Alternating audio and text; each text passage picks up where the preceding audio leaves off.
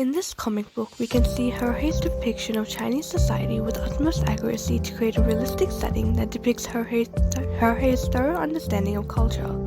He uses wide-shot framing and large paneling to depict the location to the audience to try and give them more of focus and insight into his most likely foreign world.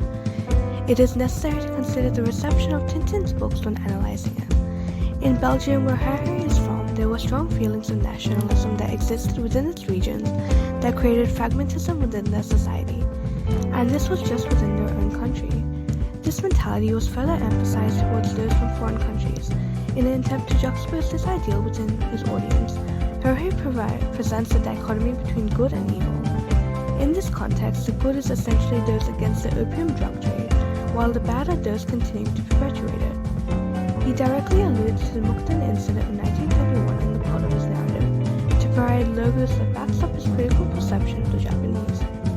However, what Jorge believes to be true is provided by his only friend, who is a Chinese native, and it is from there we can see the ethnocentrism present within Tintin. He vilifies the Japanese by depicting them as vindictive and cruel people, but by not just their actions, but rather than the stereotypes of Japanese appearances, as he draws them to the point of racial caricature.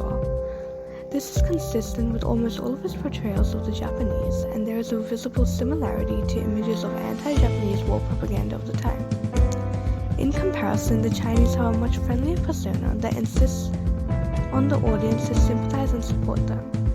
In comparison, the Japanese look barely human, so that they can be portrayed as distinctly evil among the two. Jorge is very skillful in the sense that he can represent major plot points without the use of clever rhetoric, but with instead nuanced imagery. Through the lens of ethnocentrism, we can see the negative hold it has over Tintin, as he sees the entirety of Japanese culture as evil, and considers the Chinese to be of superior morality. While it may be true that he doesn't know this context from the standpoint of the Japanese, regardless, it is unlikely that he would want to learn about it, as it would contradict his beliefs held on the Chinese, which otherwise allow him to justify his racist portrayals.